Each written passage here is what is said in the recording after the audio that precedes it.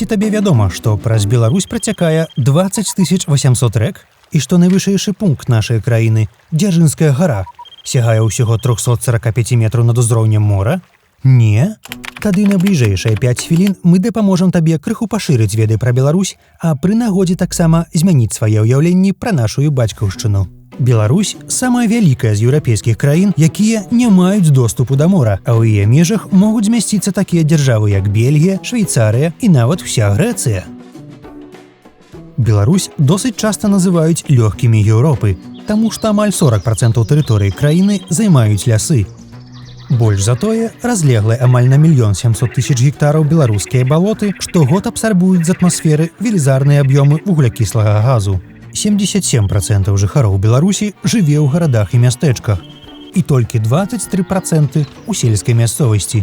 У сувязі з гэтым, падарожнічаючы па краіне, можна праехаць шмат кіламетраў і не спаткаць аніводнай жывой душы. У Беларусі выяўлена багата радовішчаў карысных выкапняў. Найбуйнейшае – радовішча каліна і солі. Недалёка ад горада Салігорск знаходзіцца месца здабычы гэтага мінералу, самае вялікае ў Еўропе і адначасова адно з найбуйнейшых у свеце. Ці вядома табе, што калісьці беларускія землі мелі іншую назву – Вялікае княства літоўскае, жамойцкае і рускае, альбо скарочана – Літва, а насельніцтва, якое жыло на тэрыторыі сучаснай Беларусі, называла сябе ліцвінамі. Больш за тое, на працягу некалькіх стагоддзяў старабеларуская мова была дзяржаўнай у Вялікім княстве літоўскім. Каляды ў Беларусі святкуюць двойчы. Спачатку каталікі, пазней праваслаўныя. Гэтыя 2 дні афіцыйна святочныя, а зімовыя вакацыі ў школьнікаў цягнуцца ажно 2 тыдні. Беларусь – адзіная краіна абшару колішняга СССР, якая надалей выкарыстоўвае, хоць і з мінімальнымі зменамі, савецкую сімволіку. Яна замяніла бел-чырвона-белы сцяг і герб пагоня, якія луналі над нашай краінай на працягу першых гадоў пасля здабыцця незалежнасці. Ты мо здзівішся, але продкамі з Беларусі можа пахваліцца шмат хто са знакамітасцяў з Галівуду, напрыклад, Ліза Кудроў, серыялу «Сябры», а таксама Скарлетт Йоханссон, Харрісон Форд, Майкл Даглас і Луїз Мейер, сузаснавальнік слыннай кінастудыі Метро-Голден-Мейер, а таксама амерыканская кінаакадэмія, якая прызнае Оскары.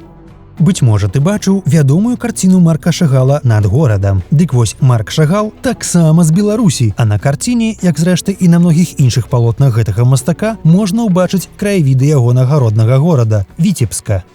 Быць можа, табе вядома, што, між іншым, дзякуючы беларусу Барысу Кіту, а таксама яго працы над ракетным палівам, адбылася місія Апола – першая вандроўка людзей на месяц. Барыс Кіт нарадзіўся ў 1910 годзе, а ў 2016 адзначаў свой 106-й дзень народзінаў. Ці ты чуў пра камп'ютарную гульню World of Tanks?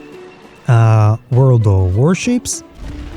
Ці World of Warplanes. Усе гэтыя гульні створаны акурат у Беларусі. Каб падтрымаць айчыннага вытворцу, нацыянальная авіякампанія «Белавія» аздобіла нават адзін з самалётаў у колеры гульні World of Tanks.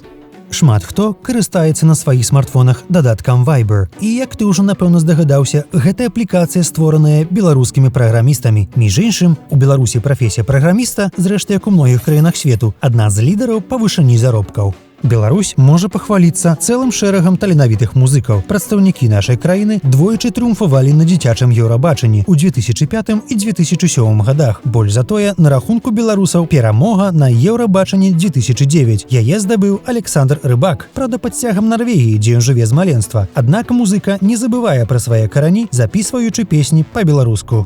Беларуская Вікторыя Азаранка з 2008 года з'яўляецца адной з найлепшых тэнісістак у свеце, а ў 2012 займала першае месца ў рэйтынгу WTA. У дадзены момант спартсменка зрабіла паўзу, аднак уся Беларусь, а таксама верныя фанаты з усяго свету з нецярплівасцю чакаюць вялікага вяртання тэнісісткі. У 2014 годзе на беларускім аўтамабільным заводзе «БелАЗ» быў сабраны самы вялікі самазвал у свеце. Яго вышыня складае амаль 9 метраў. А грузапад'ёмнасць да 500 тонн. Аднак не трэба баяцца спаткання з такім грузавіком на звычайнай дарозе, таму што такога гіганта можна ўбачыць толькі ў кар'ерах. З ліпеня 2016 года упершыню ў найноўшай беларускай гісторыі ў краіне з'явіліся манеты. Дагэтуль беларусы карысталіся выключна папяровымі грашыма. Новыя беларускія рублі з выгляду крыху нагадваюць еўра. Датычыць гэта не толькі манет, але таксама банкнот, якія, між іншым, вылучаюцца яскравасцю і прыгожым дызайнам. Таму не дзіўна, што наша 100-рублёвая купюра была намінаваная да міжнароднага конкурсу «Банкнота года 2016». Гэта былі 20 фактаў пра Беларусь. Дзякуй за прагляд. Заахвочваем дзяліцца гэтым відэо са знаёмымі, а таксама распавядаць пра свае ўражанні і веды пра Беларусь у каментарах да гэтага роліка.